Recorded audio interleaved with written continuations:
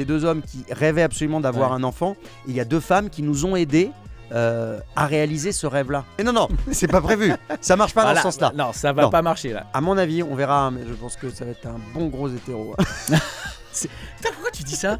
C'est drôle ce que tu dis là. Très bien. Allez, comment ça? À la vôtre. Salut la daronnerie et bienvenue dans Daron. Ici on parle de parentalité, de paternité, on se dit enfin tout haut ce qu'on pense trop souvent tout bas, sans filtre, sans tabou, c'est Daron.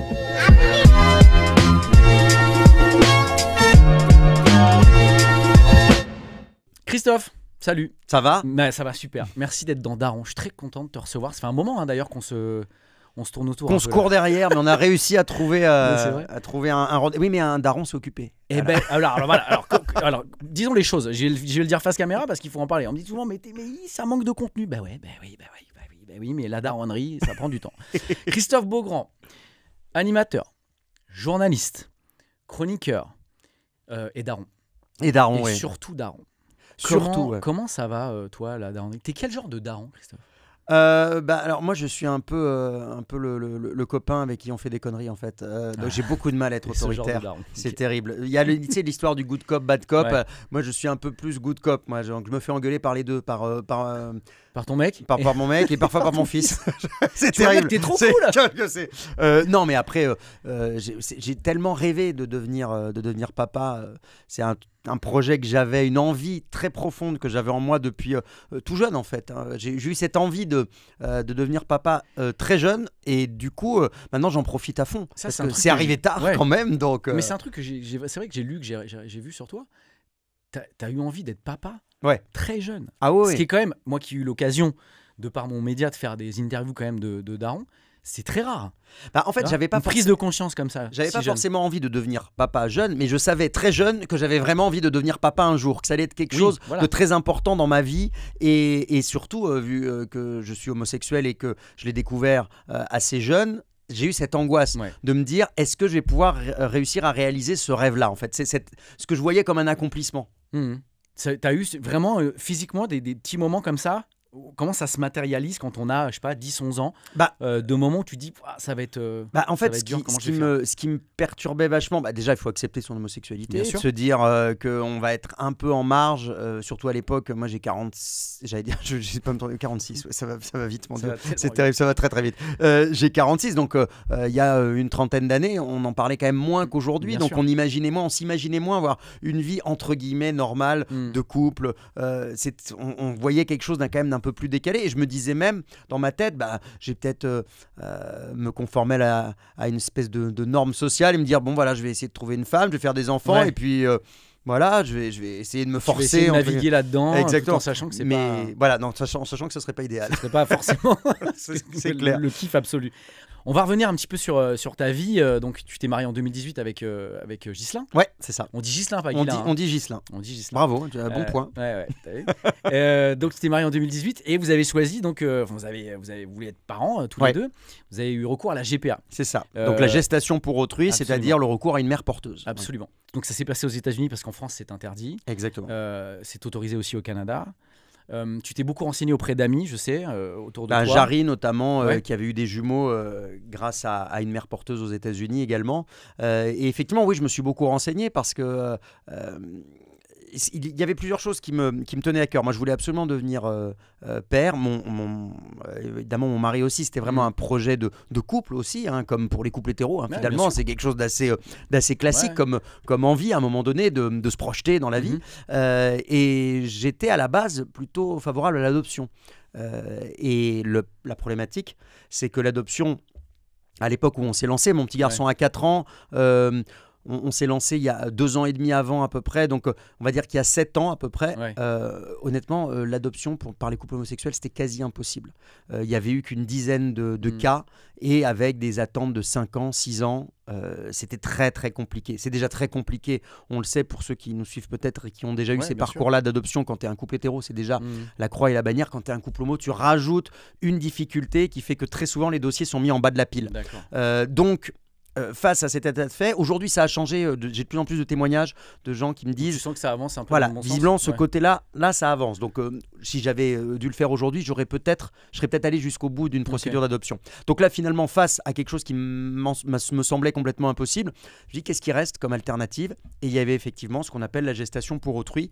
Mais là, l'idée, c'était de le faire dans un pays où tout est très respectueux, cadré, et notamment le respect de la femme, évidemment, ce qui était primordial et principal dans parce que tout l'envie qu'on avait sur cette GPA. mais bien sûr, mais c'est normal. Les femmes en profitent pardon, pas du tout, c'est pas le terme, mais font ça pour gagner de l'argent. On ne les écoute pas en fait, elles sont juste là pour aider des couples. Oui, elles sont utilisées entre guillemets. On lit même des trucs. Moi, je me suis fait traiter sur les réseaux sociaux d'esclavagiste, que j'avais utilisé une femme comme une esclave, etc. Alors la réalité, c'est qu'il y a des filières entre guillemets, des réseaux qui existent de gestation pour autrui, y compris en Europe. Il y avait avant le début de la guerre, mais il y avait tout un réseau, notamment en Ukraine, où il y avait certaines femmes. Moi, on m'a rapporté des témoignages de femmes qui ne rencontraient jamais les parents à qui elles allaient confier le bébé et qui, à 25 ans, étaient à leur 5e grossesse et qu'elles faisaient vivre toute une famille. Aux États-Unis ou au Canada, ça ne se passe pas du tout comme ça. Il y a une sélection qui est faite. C'est uniquement les femmes qui ont des bons revenus, des bons moyens financiers qui sont susceptibles de pouvoir se proposer comme femme porteuse, comme on dit aux États-Unis. Il y a un mot on dit pas mère porteuse là-bas. On dit pas mère porteuse parce que pas la traduction. Voilà, exactement. Ce sont pas des mères en fait, c'est pour ça. Mais il n'y a pas de mot qui existe. Il y a un mot qui s'appelle surrogate aux États-Unis, mais c'est un mot qui n'existe pas en français. Et il y a toujours 2 femmes qui rentrent dans la démarche, c'est-à-dire qu'il y a une donneuse d'ovocytes et une femme qui porte le bébé, c'est-à-dire que la femme qui porte le bébé n'a aucun lien génétique avec ce bébé. Il y a une création d'embryon avec une jeune femme, c'est généralement des femmes beaucoup plus jeunes qui sont très fertiles, qui ont donné leur ovocyte. Et après, cet embryon qui est créé in vitro, c'est une femme qui porte cet enfant, mais qui n'est pas son enfant. Ça fait plus de 30 ans que ça existe aux États-Unis. Il y a une sorte de recul, il y a un accompagnement psychologique pour ces femmes. Donc c'est quelque chose qui savent faire dans le respect. Et nous, on a gardé un lien extrêmement proche avec Whitney qui a porté notre petit garçon. Et il y a eu une rencontre alors préalable. Ça se passe comment en fait? Tu as plusieurs mois comme ça avec des rendez-vous bien définis? Oui, c'est-à-dire qu'il y a. Alors, pour la donneuse d'ovocytes, on a absolument voulu. Moi, c'est quelque chose qui me tenait à cœur, entrer en contact avec elle parce que la plupart sont anonymes, mais un quart des donneuses d'ovocytes acceptent d'avoir un contact. Et donc, elle s'appelle Bruna, on se parle régulièrement parce que je voulais quelqu'un pour qui, pour le coup, ce soit autre chose que quelque chose de financier, parce que généralement, ce sont des étudiantes qui font ça. C'est à peu près $5 000. Donc, ça leur permet de démarrer dans la vie, très souvent. Nous, elle avait 22 ans, en l'occurrence. Mais ça lui tenait à cœur. Elle a des amis homosexuels et ça lui tenait à cœur d'aider un couple de garçons. Elle nous avait même envoyé un bonne chance la veille de l'implantation de l'embryon. Donc on a gardé un contact proche avec Bruna, mais je ne l'ai jamais rencontrée physiquement. On s'est parlé par Skype ou par vidéo et on s'envoie des messages et des photos régulièrement. Et puis ensuite Whitney, qui est notre donneuse d'ovocytes, notre mère porteuse, pardon. Là il y a une espèce de speed dating et tu rencontres plein, et inversement ce sont les femmes qui veulent devenir mère porteuse qui rencontrent plein de couples. Nous on est par exemple le 3e couple avec le 4e avec laquelle Whitney a échangé, et elle a eu un coup de cœur avec nous, et au final c'est à elle de décider en fait. C'est ça qu'il faut comprendre. Exactement. C'est elle qui décide. C'est-à-dire que nous, il y a une coordinatrice, ça passe par une agence, il y a une coordinatrice qui nous dit alors vous l'avez trouvé comment Bruna, ça s'est passé comment? Je dis écoutez, c'était super, donc on a eu un vrai très bon contact avec elle, on espère que c'est partagé, mais après c'est elle qui décide, et du coup c'est elle qui nous a choisis. C'est génial. Et on a fait une première rencontre par Skype, et puis ensuite, une fois que ça a fité, comme on dit, on a fait une autre conversation avec son mari et ses filles, parce qu'elle avait 3 filles, pour nous les présenter. Et c'était super mignon parce que je me rappelle, l'une des questions d'une des petites filles, c'était pourquoi vous avez choisi notre maman? Elles étaient hyper fières. Les gamines étaient hyper fières. Donc, toute la famille est investie dans le projet finalement. Même la grand-mère, Annette, qu'on connaît aussi. Et puis après, on est allé pendant la grossesse aux États-Unis. Et puis on était présents évidemment le jour de la naissance de Valentin. On était présents tous ensemble dans la chambre d'hôpital où vous avez vécu l'accouchement tous les deux, quoi. Aussi, on était là tous les deux. Il y avait aussi le mari de Whitney, Jacob, qui a filmé. Ce moment devait être assez dingue. C'était non un moment incroyable. C'est le moment, je pense, le plus fort de toute ma vie. C'est un moment, j'en parle toujours. J'ai sur mon, je vais pas te la montrer, mais j'ai sur mon portable la vidéo qu'a fait Jacob, qui a filmé quand il y a notre petit garçon qui arrive et on est. C'est un truc, c'est un moment, mais. Ouais, de toute façon. C'est un moment magique pour tout le monde, évidemment. J'ai des potes hétéros qui ont assisté, évidemment, à la naissance de leur petit garçon, de leur petite fille. Mais là, tu prends conscience, si je peux juste différencier un tout petit peu, tu prends conscience aussi au moment de la naissance de ton fils Valentin, de ce qu'elle a fait pour vous, quoi, à ce moment-là. Tu vois. Moi, pour tout te dire, quand il est né. Moi, je suis allé là. Enfin, je me suis tourné vers elle et je lui ai dit dans un très mauvais anglais, avec un gros accent français, je dis mais tu n'imagines pas à quel point tu as changé notre vie. Et non, je pleurais comme une madeleine. On pleurait tout le monde pleurait. Mais c'était un moment tellement fort. C'est un moment dont je me rappellerai toute mon existence parce que il y avait à la fois l'aboutissement de quelque chose. Je t'en parlais. Il y a eu cette peur de jamais pouvoir réussir à fonder une famille et ça a été un combat, ça a été long, ça a été compliqué, mais voilà, c'était très long. Il y a toute une partie juridique, une partie médicale très compliquée. C'est vraiment partie financière costaud aussi. Une partie financière évidemment. Voilà. Donc on est devenu papa avec Ghislain. C'est pas un truc sur un coup de tête où on s'est dit tiens, il y a des gens qui m'écrivaient vous avez commandé votre enfant sur internet, vous avez appuyé sur un bouton, mais si tu savais le parcours de dingue que ça représente. Comment t'as géré ça? Parce que forcément on sait à quel point mais les remarques encore, t'es mignon quand tu dis les remarques. Je suis poli, moi. T'es hyper poli parce que je pense que t'as dû recevoir au-delà de ce qu'on peut appeler des remarques. Alors j'ai reçu, on va dire, au moins 95% de messages formidables, hyper positifs, très chaleureux, très touchants. Et puis j'ai reçu, c'est vrai que parfois on se rappelle de cela avant, ce qui est dommage. Malheureusement. Mais j'ai reçu des critiques d'une violence ahurissante, des insultes, des trucs monstrueux. Et parfois, c'était tellement violent que ça en devenait, j'allais dire, presque drôle parce que ça allait tellement loin. Ouais, je dis, mais pourquoi en fait? Les gens, il y a une perte de filtre Ça. complète. C'est-à-dire les gens se lâchent. Et en même temps, j'ai reçu des messages vraiment magnifique. J'ai reçu des messages d'une mamie qui m'avait dit j'ai appris que mon petit-fils est homosexuel, je vois que je pourrais peut-être devenir arrière-grand-mère, je vois que c'est possible, etc. Ça m'a rassuré, rassuré pour mon petit-fils. Donc ça c'est des messages qui finalement ça annule pas ce qui s'est passé, mais ça rassure quand même. Et puis beaucoup de jeunes aussi, et c'est pour ça d'ailleurs que j'avais décidé de prendre la parole. Mais d'ailleurs, je pense à un truc, t'as pris la parole, t'as fait beaucoup d'interviews, papier, médias. Est-ce que ça a joué un petit peu politiquement? Est-ce que tu as eu des retours de nos institutions? Alors, un peu. J'ai eu, pour tout te dire, j'avais envoyé mon bouquin à Brigitte Macron, qui l'a lu et qui m'a renvoyé un petit message, un petit mot très gentil. Donc voilà, je sais que la GPA n'est pas pour l'instant prête à être mise en place en France, mais moi ce sur quoi j'ai essayé d'avancer, c'est sur la reconnaissance des enfants nés de GPA à l'étranger pour faciliter les choses, pour que ces enfants soient plus reconnus. Donc j'en ai discuté avec des députés, j'ai discuté avec des ministres aussi. C'est quelque chose que je fais hors caméra, mais qui fait partie d'un combat pour simplement que nos familles soient davantage reconnues et respectées comme des familles à part entière, parce qu'elles existent. Mais justement, j'allais t'en parler, c'était ma question suivante, parce que tu viens... Bon, déjà, on sait que c'est un parcours du combattant pour arriver à être enfin papa. Et ensuite, il y a la filiation. Il y a ce moment où tu rentres en France avec ton fils et ton mec, quoi. Et à partir de ce moment-là, qu'est-ce qui se passe? En fait, ce qui est très étrange, c'est qu'il y a une espèce d'énorme flou dans la loi française.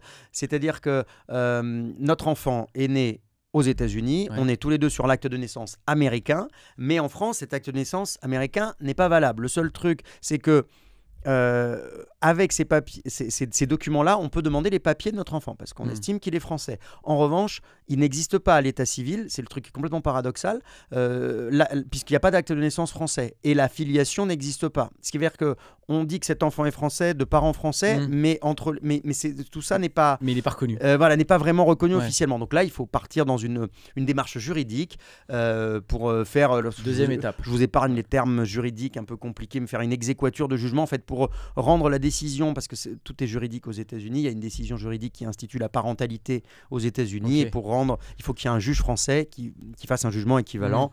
Blablabli, blablabla, c'est très compliqué. Mais on finit par y arriver. Ça a nous mis un an et demi. Quand même. Et on a reçu, là on a l'acte de naissance et le livret de famille où on est les deux papas spécifiés, etc. Mais c'était un peu long et compliqué.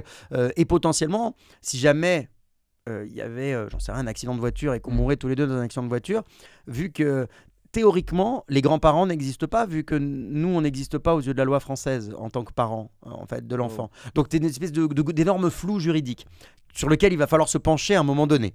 Parce que du coup, qu'est-ce qui se passe? Quelle est la solution?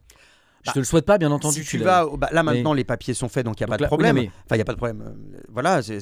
Mais si jamais une situation pareille arrivait, à la limite, il n'y a que le père qui pourrait prouver qu'il est le père génétique du bébé qui aurait des droits. L'autre parent n'en aurait pas. Bien sûr. Puisqu'il n'y en a qu'un qui est le père génétique par définition. Voilà. Donc tout ça est extrêmement complexe. Je te l'accorde. C'est très très compliqué. Mais c'est une bagarre. Tu à avancer sur ce sujet quand même, avoir des vraies discussions. Tu sens que c'est compliqué. Tu fais bouger les lignes. Un coup ça avance, un coup ça recule. Donc ça peut être un peu compliqué parfois. Puis ça dépend aussi. Il y a des gens que ça, à qui ça parle plus ou moins. Mais on avance quand même, on avance doucement mais sûrement. Après, on va pas faire une révolution, ça représente relativement peu de cas chaque année en France, donc il y a d'autres problèmes dans notre pays aujourd'hui, évidemment, mais c'est juste faire en sorte que nos familles, c'est ça, et elles sont de plus en plus acceptées. D'ailleurs, les sondages sont assez clairs par rapport à ça. Il y a plus de 2 tiers des Français qui acceptent totalement l'homoparentalité et qui sont favorables aussi à la GPA, qui ne sont pas choqués par la GPA. Donc il y a une majorité de Français, je crois que c'est 67% pour les couples hétéros et on est passé à 55% je crois pour les couples homo, ce qui veut dire que ça avance. Bien sûr. Très souvent le politique est un peu à la bourre par rapport à l'opinion publique, ça c'est un grand classique. Toujours. Ton quotidien de daron, il ressemble à quoi? Parce que je le rappelle, actuellement tu es dans une quotidienne, une matinale. Du lundi au vendredi. Qui s'appelle Bonjour sur TF1 tous les matins avec Bruce Toussaint. Et c'est en direct, évidemment. Et c'est en direct. C'est ça le problème. Comment ça se passe? On se le disait tout à l'heure en buvant un petit café, tu te lèves à 5h. Ouais, 5h15 à peu près. Voilà. Le quart d'heure, c'est important. C'est un quart d'heure de plus. Le quart d'heure, tu sais, où tu mets 2 minutes de plus. On le prend. Comment ça se passe le matin, l'orga? Parce que du coup, c'est ton mari qui gère l'école. Généralement, c'était moi qui l'amenais tous les matins à l'école. C'est pour ça que je te pose la question. Parce que effectivement, mon mec n'est pas du matin, c'est dommage. Il a appris à l'être un tout petit peu plus. Bonne pioche. Mais je dirais que j'avais ce moment privilégié. J'adorais faire le lever avec mon petit garçon, on discutait, on jouait un peu, et puis souvent j'étais à la bourre, donc je l'habillais en vitesse. Et il y avait un truc très complice de ces moments-là. Donc maintenant c'est moi qui vais le chercher tous les jours. Comme je suis en horaire décalé du matin, je suis disponible à 4h30. Et j'ai la chance d'avoir un mec qui pour le coup a des horaires qui sont aussi assez flexibles, donc il a pu aussi arranger son planning pour pouvoir s'en occuper. Mais c'est vrai que quand on a la chance de faire un métier qu'on rêve de faire, quand on est gamin et tu sais ce que c'est qu'un métier passion, c'est génial, mais ça peut être chronophage.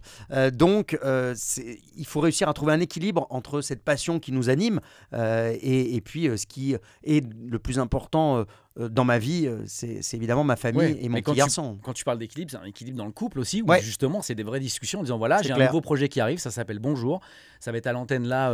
Mais c'est des décisions de famille, ce genre de choses. On est d'accord, c'est vraiment des décisions. Moi j'ai présenté des émissions il y a quelques années, une émission qui s'appelait La Bataille des couples, une émission de télé-réalité qu'on tournait en République dominicaine. Ça durait 2 mois le tournage, et j'ai fait 2 saisons. Il voulait que je fasse la 3e saison, mais moi déjà dès la 2e saison, j'avais dit non parce que j'allais devenir papa quelques mois après. J'ai dit moi je pars pas 2 mois quand mon fils aura 4, 5 mois, 6 mois, c'est pas possible. Moi, je fais plus ça. Je fais des tournages, je peux être 1 semaine, 10 jours loin de chez moi, mais pas plus, vraiment. Donc, évidemment, tu choisis, t'apprends à dire non, et puis tu hiérarchises un peu plus les choses. On parle souvent de carrière pro. Bien sûr qu'on essaye de privilégier au mieux la famille, mais parfois, il y a des vrais choix à faire, et là ça en est un. C'est sûr, mais c'est pas des choix, comment dire, c'est pas des crève-cœurs, c'est des évidences. Ouais, Donc mais tu te poses pas la je suis question. d'accord avec en fait. toi, mais on fait un métier, et tu fais un métier, toi qui es vraiment devant la caméra, on fait un métier où on sait qu'à un moment donné, il faut quand même profiter de ces opportunités parce qu'on ne sait pas si ça va Il durer. faut tu vois. battre le fer tant qu'il est chaud, Exactement. comme dit l'expression de ma grand-mère. Absolument. Mais mine de rien, Tu c'est vois. vrai. Oui. Bah oui. C'est-à-dire qu'à un moment donné, il y a des opportunités et tu te dis, c'est là, il faut y aller. Quoi. Ouais, c'est mon fils, ma famille ou le taf, tu vois. Là, il y a un vrai. Eh ben, on essaie de faire les deux. Alors, c'est Absolument. parfois un peu casse-gueule, mais on y arrive.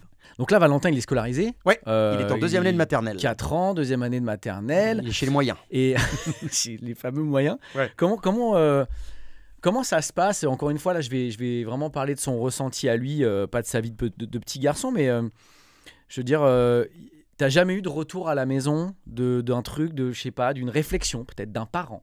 Non. Maintenant qu'il est scolarisé, Non, j'ai un peu peur de ça. Je pense que ça va arriver un peu plus tard parce qu'il a 4 ans, donc c'est un peu tôt. Mais t'y penses forcément. Ouais, mais il nous dit des fois, Ouais. moi j'ai 2 papas, eux ils ont une maman. Mais il est plutôt content d'avoir 2 papas. Ouais. C'est-à-dire qu'il tu vois, il se la, Ouais, il se la il est pète un peu un à petit part. peu. Genre, moi j'ai 2 papas. Il est un peu à part. Donc, mais pour lui c'est son schéma familial, donc il n'y a rien de bien sûr. problématique Bien en sûr. fait. Bien Et il sûr. en est plutôt fier de son schéma familial Ouais. puisque il aime ses parents. Il se oui. trouve que ses parents sont 2 hommes, mais la question se pose pas. Il a bien compris. Whitney est venue chez nous à la maison avec son mari Jacob en juin de l'année Ok. dernière pour leur faire visiter Paris, etc. Ouais. Puisqu'on est resté proche d'eux. Génial. Et on lui a redit, et c'était rigolo parce qu'on lui a dit que c'était Whitney qui l'avait fait grandir dans son ventre, que c'était pas sa maman, mais elle l'avait fait grandir dans son ventre, etc.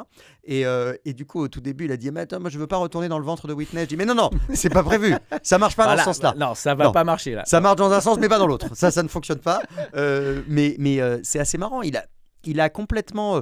On lui a expliqué depuis le début. On n'a pas inventé. T'as rien des caché. trucs. Il a Ouais, son ouais. petit, son dossier est prévu. Il a une photo. Il a une photo de Whitney Quand dans je parle sa de dossier, chambre. je parle de ça parce que mon cousin a adopté ma cousine, tu vois. Et il a toujours été très clair aussi à son niveau à lui, tu vois, de pas faire parents croire. adoptifs en disant voilà, ta vie entre guillemets est là, tout ton dossier est là. Si un jour tu veux le consulter, savoir d'où tu viens, machin, on n'est pas dans cette histoire-là. Mais non, mais c'est pour ça concernant, que j'ai voulu garder le contact avec la donneuse d'ovocytes Voilà, aussi, c'est pour ça. qu'il puisse avoir vraiment une vision complètement claire de ses racines et qu'il puisse contacter tout le monde et Ouais, c'est que les choses soient vraiment ouvertes. Et en fait, ce qu'il faut essayer de comprendre, parce qu'il y a des gens qui me disent oui, cette femme qui a abandonné son bébé, ça n'a absolument rien à voir avec ça. On est vraiment dans une histoire de don, c'est-à-dire qu'il y avait, et pas d'abandon, c'est-à-dire qu'il y avait 2 personnes, il se trouve que c'était 2 hommes qui rêvaient absolument d'avoir un enfant, et il y a 2 femmes qui nous ont aidés à réaliser ce rêve-là. Non, mais Et c'est ça le truc, c'est vraiment 4 personnes qui se sont mises ensemble pour faire en sorte de donner la vie. Et justement, je vais rentrer un peu dans le détail, mais je reviens un peu en arrière. Mais vas-y. le leitmotiv de Whitney, c'est elle qui a une famille, Ouais, ouais. un mari, Elle a des 3 enfants. enfants, bien sûr. Ça vient d'où?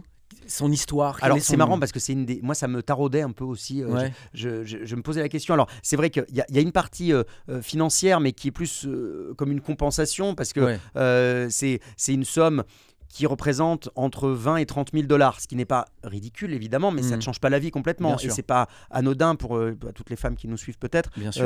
Porter un enfant, c'est pas rien. Ouais, d'accord. On sait ce que c'est. Ouais. Enfin, on sait ce que nous on ne sait pas, mais on sait pas, mais on a vu. Mais elle, on l'a vu de près dans notre entourage. Toi, j'imagine Ouais. de plus près que moi encore. Mais c'est vrai que oui, c'est pas rien.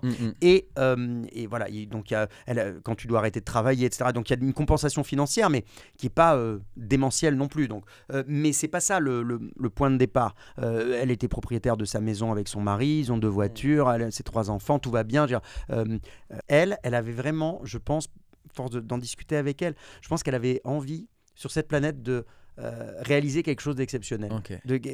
Et elle était très consciente, elle connaissait quelqu'un qui l'avait fait.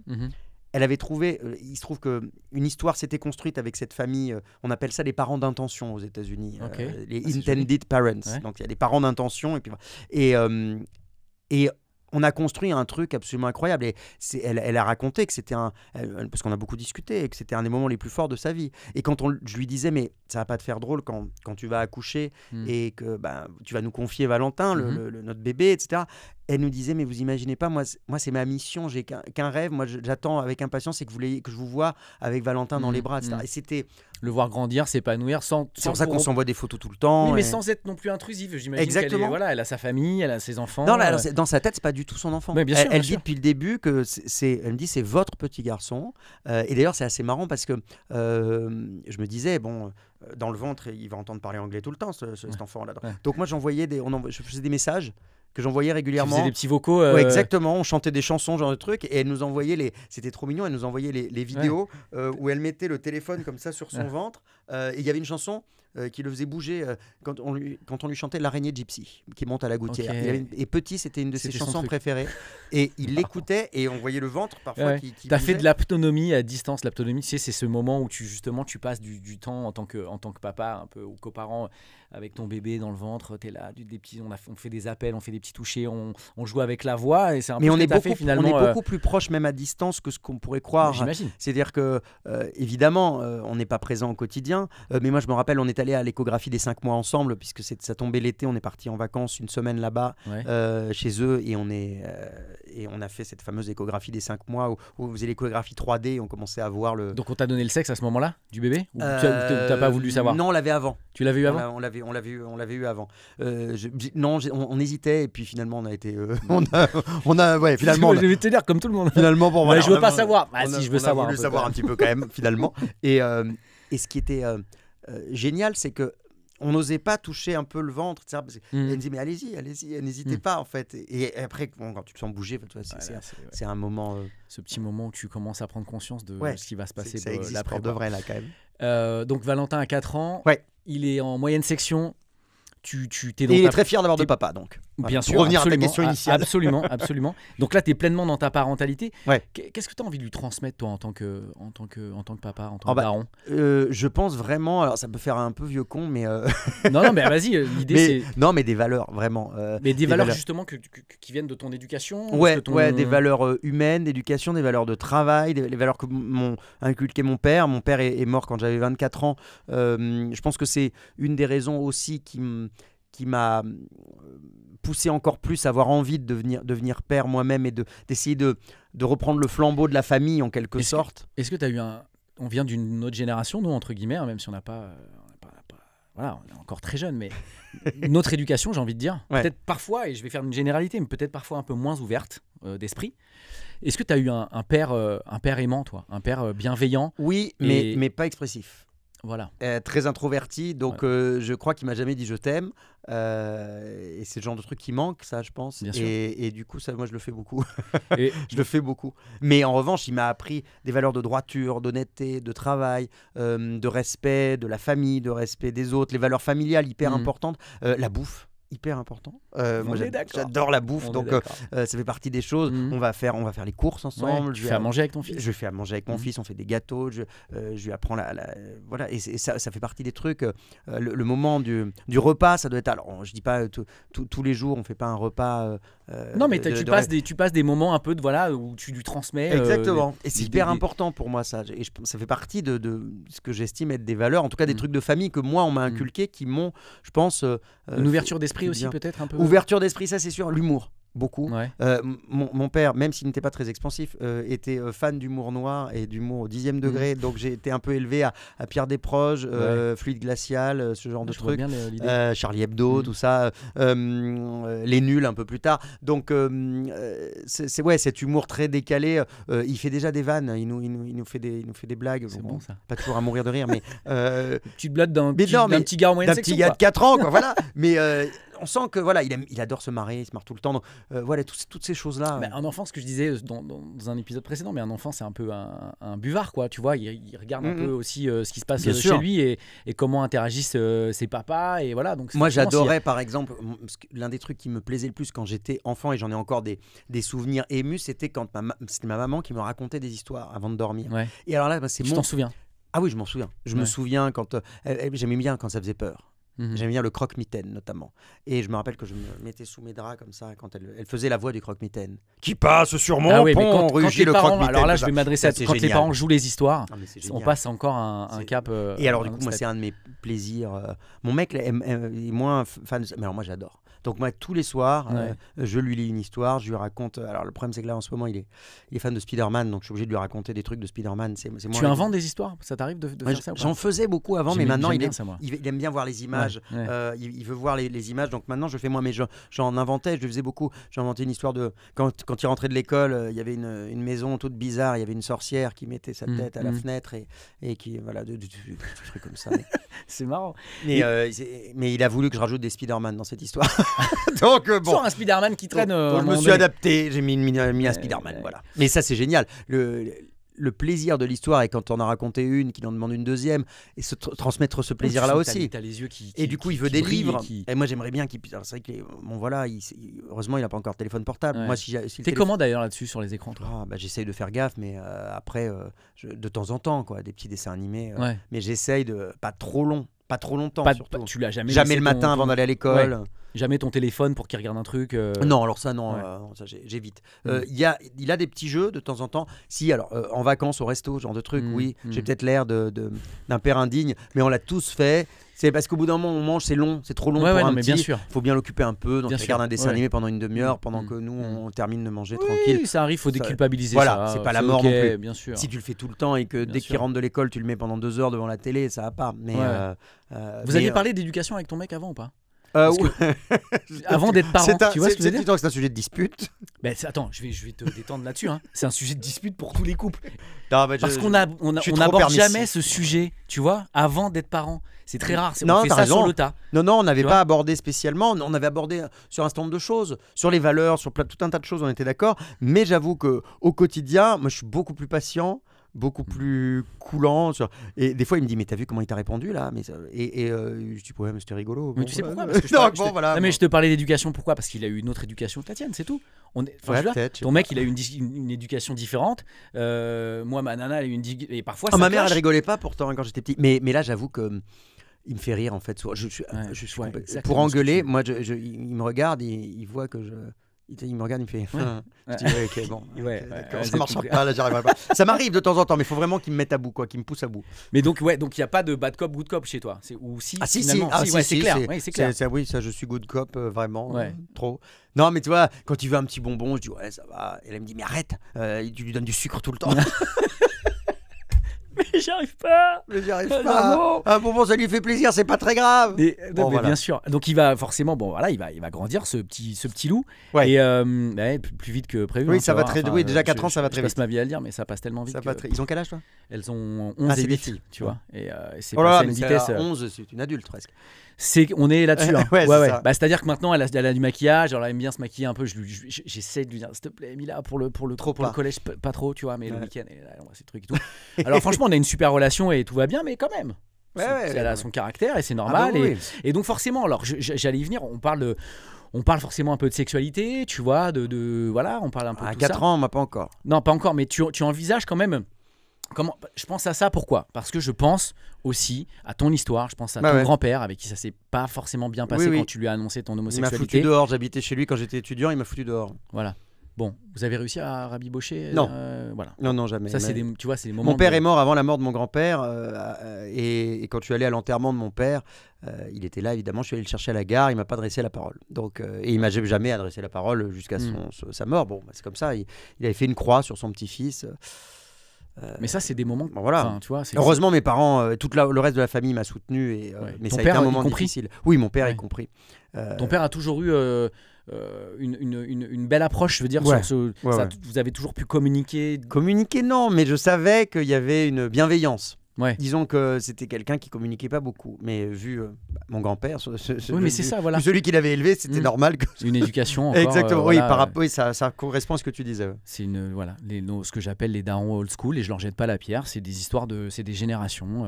En l'occurrence, le fait de. Non, mais après, il peut y avoir une partie du côté old school qui est positive sur ce qu'on disait sur les valeurs, sur l'autorité, ce genre de choses. Bien sûr. Mais après. dire à son enfant qu'on l'aime, ça veut pas dire qu'on n'est pas un homme, un vrai, quoi. C'est un peu. Mais on est d'accord. Voilà, la sensibilité, un homme peut être sensible, quoi. Ouais. Mais j'ai l'impression sans être une petite tarlouse. Non, mais j'ai l'impression que maintenant on a besoin, tu sais, de le dire et de faire bouger les lignes à ce niveau. Bien sûr qu'il faut dire je t'aime à ses enfants. Enfin, je veux dire. Et qu'on peut faire des câlins avec tout va bien. On est d'accord. Moi, je ne passe pas, et encore une fois, c'est pas un tips. Hein, je ne passe pas une journée sans avoir dit je t'aime à mes enfants, le matin avant d'aller à l'école ou le soir avant de dormir. Tu vois, c'est important. Je sais pas. Et moi, j'ai eu un père aussi pareil comme toi, d'une autre génération, qui a eu une éducation un peu comme le tien. Ça se faisait pas. Tu vois, hyper dur. Il y a pas un je t'aime. Faut que tu sois un bonhomme. Tu pleures, tu te fous de ma gueule. Enfin, tu vois. Donc compliqué, mais qui a été finalement un père hyper bienveillant. Moi aussi, j'ai perdu mon papa, à quelqu'un de très bienveillant, très câlin, tu vois. Ouais. Tu sais, le fameux, on l'a tous vécu, le au revoir quand tu quittes le domicile de tes parents. Tu sais, le week-end, tu viens manger le poulet frites. Ouais. Le au revoir jusqu'au bout de la rue, il a tourné la rue, il est encore en train de te suivre derrière la bagnole, tu vois. Hyper câlin. Voilà. Et je sais que ça a joué quand même dans mon éducation. Et ce que je transmets maintenant à mes enfants et à mes filles, tu vois. Donc voilà. Donc oui, non, vous allez être tous les deux des parents et des pères hyper. Hyper ouvert, j'imagine. Je pense qu'on sera assez open, oui, ça devrait aller. Mais alors, à mon avis, on verra, mais je pense que ça va être un bon gros hétéro. Pourquoi tu dis ça? C'est drôle ce que tu dis là. Pourquoi? Non, je dis ça parce que mais c'est parce que il adore les nanas. Oui, non, mais bien sûr. Mais si tu dis c'est que tu as eu 2-3 infos. Ah oui, non, mais c'est juste que quand il voit une nana, je vois qu'il regarde, il fait. je sens, tu vois, je vois que ça le travaille déjà. C'est marrant. Ça me fait rire parce que moi, on est allé dans un restaurant en Bourgogne l'année dernière. Ça m'a trop fait marrer parce que il y avait une nana plutôt très jolie qui était sommelière, qui venait d'apporter le vin, etc. Et là, on le voyait passer une première fois, je voyais sa tête, et une deuxième fois, et là, il nous dit « C'est à moi, papa, c'est à moi la fille ». Ah ouais. Et là, on dit non. Alors ça, c'est pas comme ça. Alors avant peut-être, mais maintenant on peut plus faire ça. C'est fini. C'est à moi la fille. Si vous pouviez pas me coller un MeToo à 3 ans, ça serait pas mal. Donc je me dis peut-être. Alors j'en sais rien. Il a des amoureuses à l'école ou pas? Non. Oui, 2 amours. Ah oui, c'est un problème. Clairement sur un bourreau des cœurs. Ouais, c'est là il a. Alors il en avait une première qui s'appelle Frédéric. Il est revenu avec là parce qu'elle ne voulait pas jouer avec lui à Spider-Man. Donc maintenant il a Lou qui veut bien jouer à Spider-Man. Ok. Mais est-ce qu'il joue lui au jeu de Zach? C'est exactement ce que je lui dis.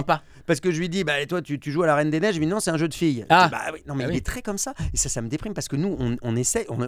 Pour le coup, on n'est pas du tout dans une éducation genrée, etc. Mais alors là, tu vois, par exemple, il est fan de super-héros et je lui ai offert une boîte où il y avait plein de bonhommes super-héros. Il y a Black Widow. Il veut pas jouer avec elle parce que c'est une fille. Je dis, mais il y a des filles super-héros, une super-héroïne, ça existe aussi. Je Toi jure. qui essaye d'être hyper open avec ton mec, en fait mon fils c'est Michel Sardou. Ça, pas du tout ça. Bon, non, mais je vais essayer d'arranger. Non, Valentin.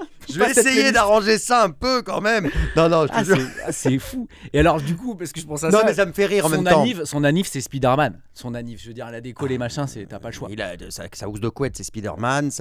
Il a un pyjama, c'est Spider-Man. Oui, c'est Spider-Man. Là, il est sur les Spider Lego en ce moment. T'es ce genre de parent. Faut qu'il les construise quand même. Je sais pas, c'est un truc. Et du coup, mon mec me dit, mais arrête de lui offrir que du Spider-Man. Parce que du coup, ça va le mettre. Je dis, mais en même temps, ça lui fait plaisir. Mais oui, voilà. Et je ne sais pas pourquoi il est fan d'Halloween. Ça aussi, ça t'échappe. Je pense qu'il est né aux États-Unis. Tu crois? Mais alors, il a ça en lui. Ah non, mais il adore les fantômes, les monstres, les vampires. Il connaît tous les noms. Les vampires, les zombies. Il adore les. Mais ça vient d'où? Eh ben je ne sais pas. Il a un truc Halloween, les fantômes, les trucs qui font mais peur. Mais tu sais, il y a des trucs parfois. Tes mômes, tu es là, tu dis. Mais oui, moi je suis pas spécialement fan d'Halloween. Alors il a acheté des trucs, des araignées, des trucs. Il adore, il est ravi. Il est super content. Et on lui donne des petits cours d'anglais le samedi matin, donc il sait dire tout ça en anglais. Il peut te dire chauve-souris, ghost, vampire, il connaît tous les noms. Witch pour la sorcière, il connaît spider pour l'araignée, il connaît tout. C'est marrant. Donc là, moyenne section, forcément, tu t'es pas sur tout ce qui est devoir. Non, machin, je redoute ça. Mais ça va arriver. Hein, ça va arriver vite. Ça va arriver vite. Dans 2 ans. Là, pareil, vous avez discuté un peu de ça, non? Pas du tout. Non, pas encore. Moi, j'en ai pas parlé avec ma meuf, c'était un désastre. C'est pas la peine. Parce qu'il a fallu qu'on. On va pas s'engueuler tout de suite, là. Donc là, ta famille. Mais là, tu vas me stresser, je vais le faire en Non, faut que tu checkes un peu ça. C'est ta priorité, ta famille. Oui. Actuellement, tu m'as dit que tu faisais des choix aussi pro. J'ai fait un certain nombre de choix professionnels, aussi pour être sûr d'avoir le temps de m'occuper de Valentin. Mm. Alors, j'ai pas du tout mis une croix sur mon boulot, au contraire, je fais beaucoup de choses et je m'amuse énormément et j'ai un travail qui me passionne. Donc, mais à un moment donné, il y a des choses qui sont sacralisées, des moments où voilà, je vais le chercher tous les jours à l'école, je lui fais le goûter, on discute, on joue toujours un peu ensemble, puis après je retourne un peu sur mon boulot, sur mes trucs, mais ouais, c'est important. Ouais, c'est important. C'est très important. On va finir avec une belle discussion autour de la charge mentale. Très bien. Allez, Comment ça à la vôtre. Allez, à la vôtre. Comment ça se passe? Comment vous faites Est-ce que vous avez dispatché un petit peu certains trucs? Moi, écoute, je m'occupe de ça, toi tu t'occupes de ça. Alors, la chance qu'on a, je sais que chez moi, tu vois... on est complémentaires, nous. Alors c'est bien, c'est cool. Ça, pour le coup, c'est pratique. On est assez complémentaires en termes d'horaire, même quand beaucoup de copines étaient jalouses qui avaient accouché, parce que très souvent, une partie, elle donnait un peu le sein, etc. Donc, généralement, le mec, il donnait moyen le biberon, il se réveillait moyen, etc. Ouais. Quand tu es un couple de mecs, par définition...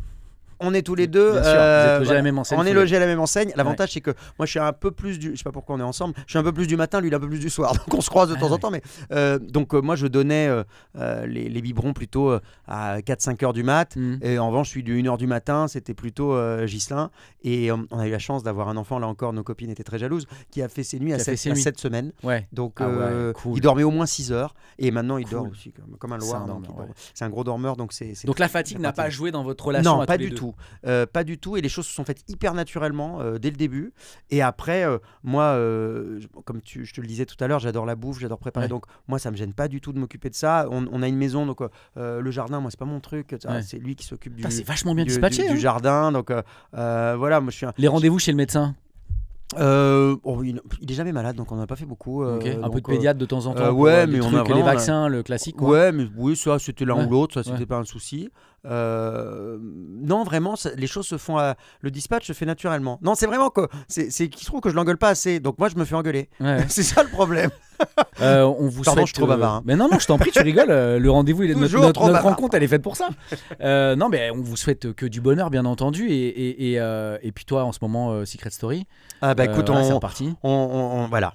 J'espère que le public va aimer cette nouvelle version de Secret Story qu'on propose. Ça fait 7 ans que ça s'est arrêté. Il a compris, Valentin, ce que tu faisais dans la vie. Il te voit parfois à la télé. Non, il pense que tout le monde travaille à la télé. Ah oui, d'accord. Donc c'est un problème. Il dit tu travailles, t'es dans la télé. Je dis oui, je suis dans la télé. Et une fois, il m'a fait. Il y a un pote qui a tourné une vidéo, j'étais en train de bosser, j'étais en direct, et il regardait, il dit papa, descends de la télé, descends de la télé. Je ne pouvais pas descendre. Donc oui, non, et je pense que oui, non, lui, il s'en fout. Pour lui, c'est normal.